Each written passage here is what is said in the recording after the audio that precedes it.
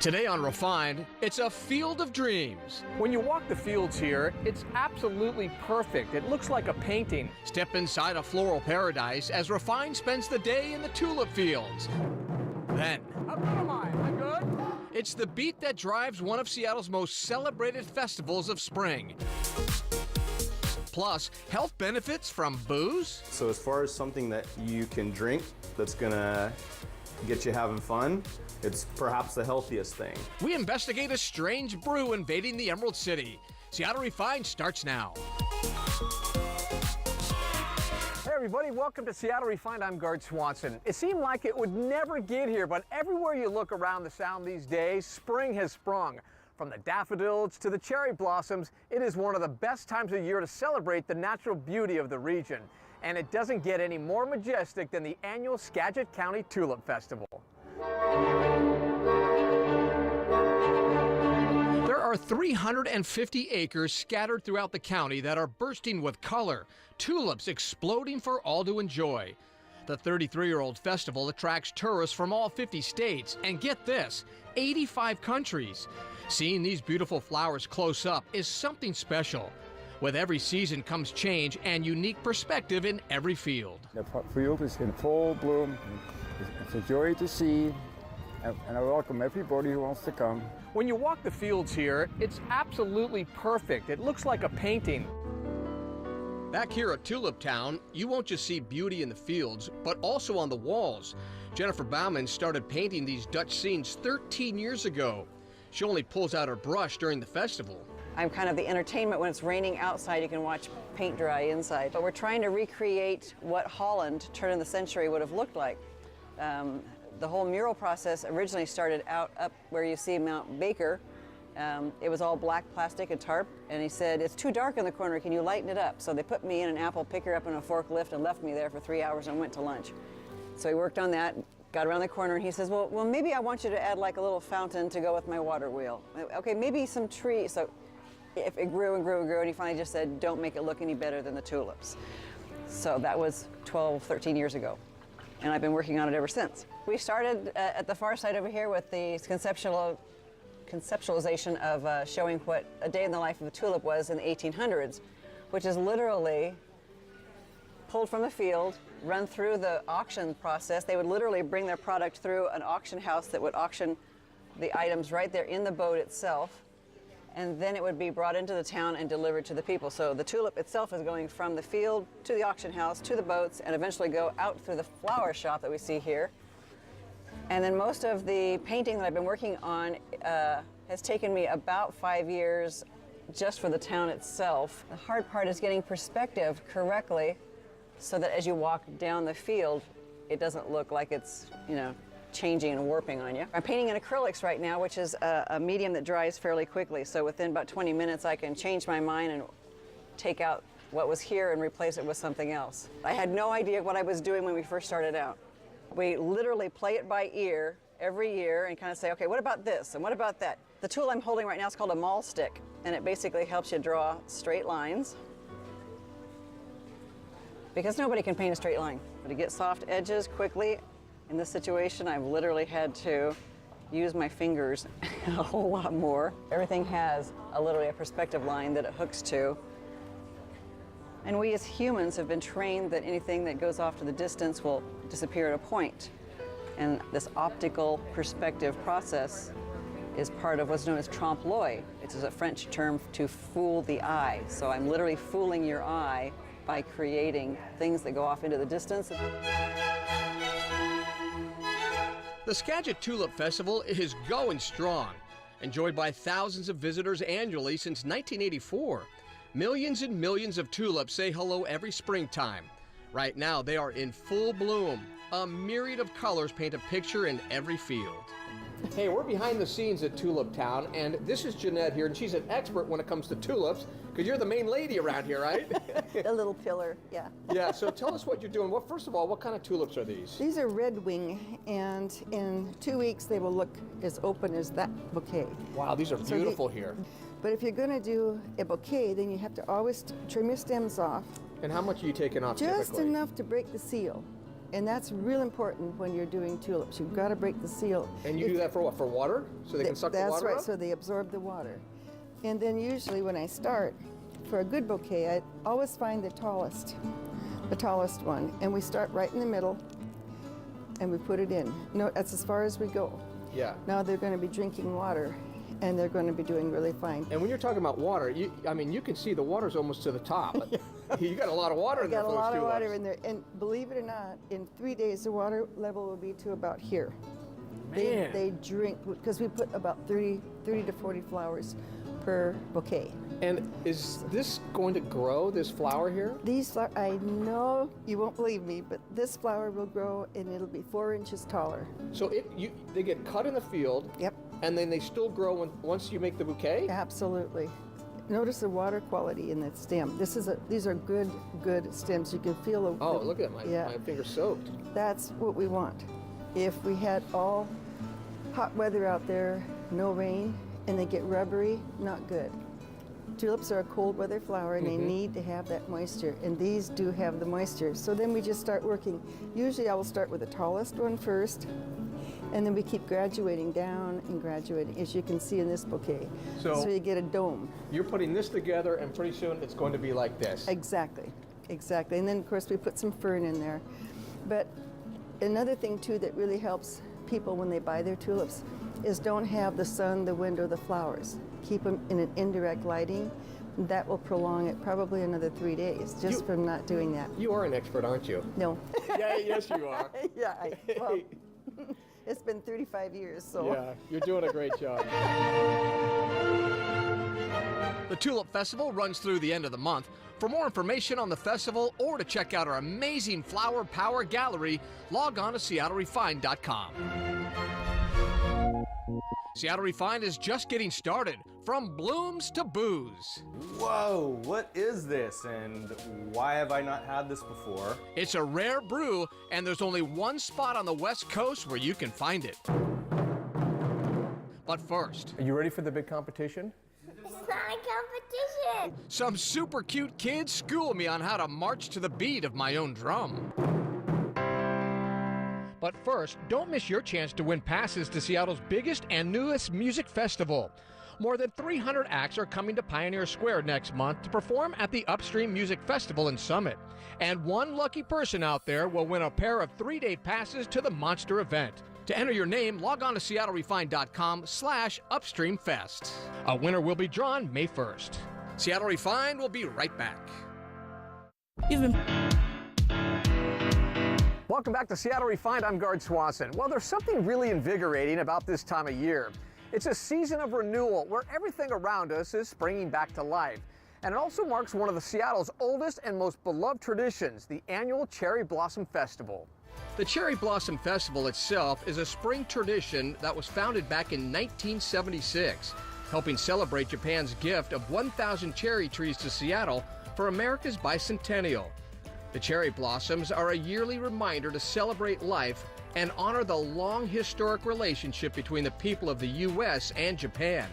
Every year, thousands of people come out to enjoy this incredible 3-day celebration. Everything around the cherry blossoms became so popular, it eventually moved over to the Seattle Center. That was 40 years ago, and the event is still growing into a huge celebration. Starting Friday, thousands will pack the Seattle Center, exploring all kinds of live performances, getting creative with hands-on activities, music, and games, all with a connection to the importance of Japanese and American cultural roots. We caught up to the man behind the blossoms. Yutaka, you've been the event planner here at the festival for how long? Over 20 years. You're having a good time, It's aren't a you? long time. And this is a big weekend for you guys, lots yes. of people. Yes, it's going to be about 30,000 people going through the 3 days weekend. This festival, this is a big deal, isn't it? Yes. For not only for Americans, but for Japanese cultures as well, right? Yes, of course also that, Japanese culture, because being, Japanese being the immigrant to here over 100 years. So we do have a Japanese-American history and a legacy. And that's a pretty good, important part of it. It's not just a traditional thing, and people recognize the tea ceremony, flower arrangement, those things, of course, we cover. I love the flower arrangement. Yeah, you like a You flower. like that, don't you? Okay. So you got flower arrangement. What's another cool thing to do? Other thing that very popular is the martial arts. You know, we have a Martial art? You know martial arts? Yes, I do. What do you know? Yeah. Do a move on me. Yeah. I'm serious. No, I don't. Move. You don't have No. anything. You don't have it, do you? I'm just gonna come up to you, right? Yeah. Okay, I'm the bad guy. Yeah. Oh, it's like it. Yeah. Yeah, like that? I don't put in there. What's the heritage you I have get there? it. I get it. All right, you do me. Ready? You come to me. Something like this? No? No. Tell me how. Okay, you grab it. Key is you put Like this? the whole Okay. holding down this one. Oh, like Yeah, that. yeah, Is that yeah, good? Yeah, right. Yeah. Ah, I like that. Yeah. See, this one you bend it. Well, bend doesn't work, but certain way when you push it down, this arm. I get it. The Cherry Blossom Festival and Japanese Cultural Festival kicks off Friday and runs through the weekend at the Seattle Center. For more details, log on to SeattleRefined.com. One of the groups that wows the crowds every year at the Cherry Blossom Festival is the Taiko Drums. And as Refined discovered, you are never too young to begin marching to the beat of your own drum. It's the sound of Japanese culture, Taiko drumming. A tradition some say started 2,000 years ago. First used on the battlefield to intimidate the enemy. Now heard in refined cultural settings. Taiko, more than just rhythm and harmony. It's a great, fun way to connect with Japanese culture. We use taiko for the religious ceremony. We're going to be playing some drum, Taiko? Yeah. And you're going to show me how to do that, right? Sure. All right, should we do some push-ups first? All right. You can see the diversity from the students in the class, and even our adult students. After a brief moment of stretching, I marched out and found my place behind an impressive Taiko drum. Oh, we're here. Okay. Armed with sticks, Coach Rintaro Tateishi was ready to get us going.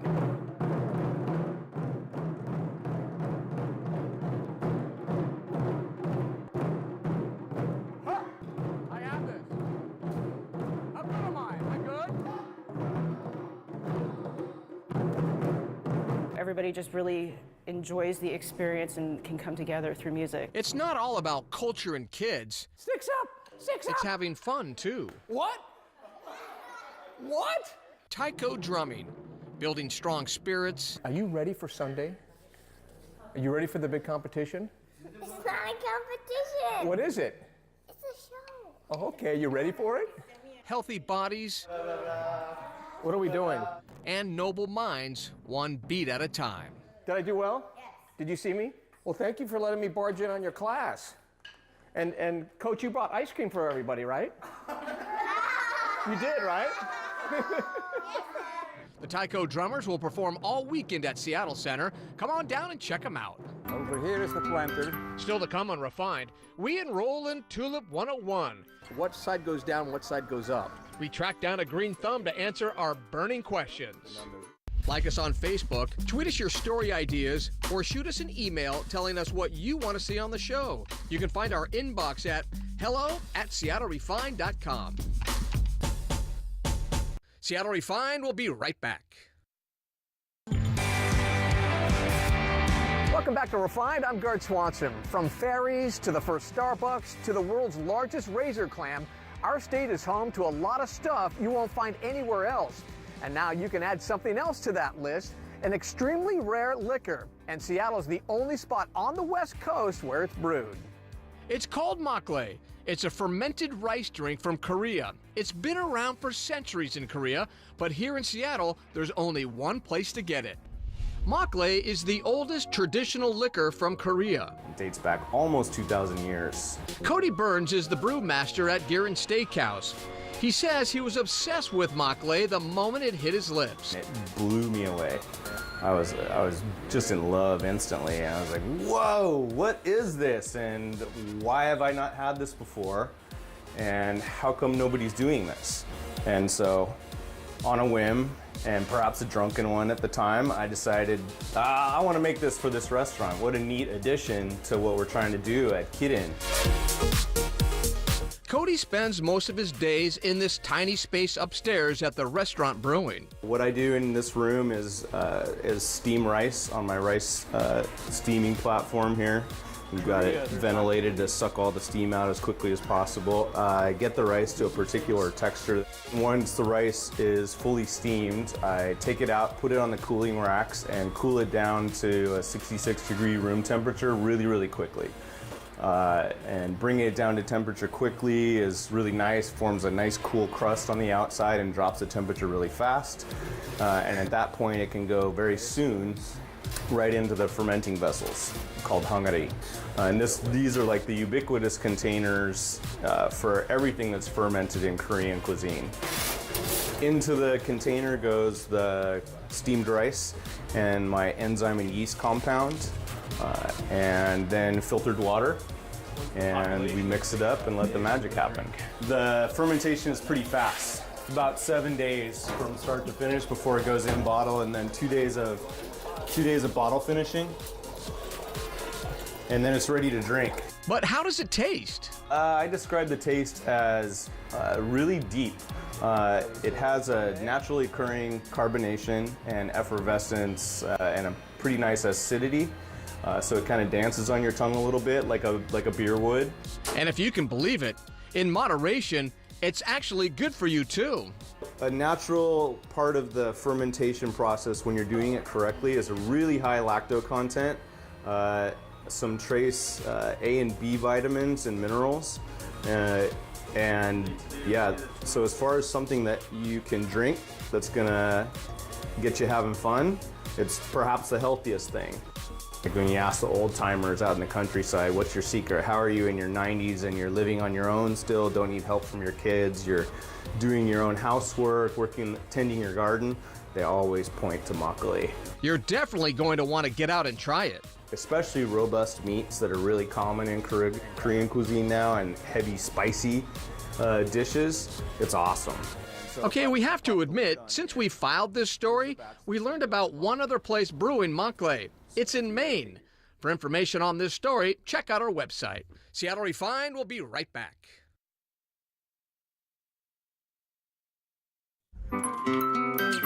Welcome back to Refined. We are celebrating the arrival of spring here in the Northwest, and one of my favorite places to lose myself this time of year is the Skagit County Tulip Festival. Those majestic fields of flowers somehow feel like they just happen naturally, but believe me, there's a lot of work that goes into making those fields fabulous each and every year. Here at Tulip Town, it's all about the flowers and, of course, all about this right here. So, Tom, you have to give us a hint. A lot of people are watching this morning. Where do you plant these in your garden, and how do you plant these bulbs? Well, you don't want to plant them under tall trees. It's too shady. And you make sure your ground is nicely worked up and moist. And don't trample on it. And then you open it up and you plant your bulbs about 6 inches in the soil. And then you cover them and make sure it's moist. And now they can be on the partly shady trees. If you want, they last a week longer if you bloom. And then how much do you water them? Oh, the winter will take care of it. And then I can see there's a little area here where it's sticking up, and then it's flat here on the bottom. What side goes down, what side goes up? This, the point goes up. Point goes up? And then the root base goes down. Now you have thousands, if not millions, of tulips out there in the field. How do you get so many in the ground? How quickly can you do that? Oh, we have a planter that plants 2 rows at a time. Will you show me that? Yeah. All right, let's go. Over here is the planter. And you can see the 2 rows underneath. That opens the furrow. So this machine right here did everything where those bulbs that we're going to see, that we've been seeing out there in the field. That was beautiful. Then we put bulbs in the hopper. So bulbs in the hopper, they come down the chute, into the ground. Yeah. And then how many months later when they come out and flower? Oh, not till February, March. That's a lot of work. Yeah, it's a lot of work. It pays off though, doesn't it? Yeah, oh yeah. When the people come to see it, yeah. Thank you, Tom.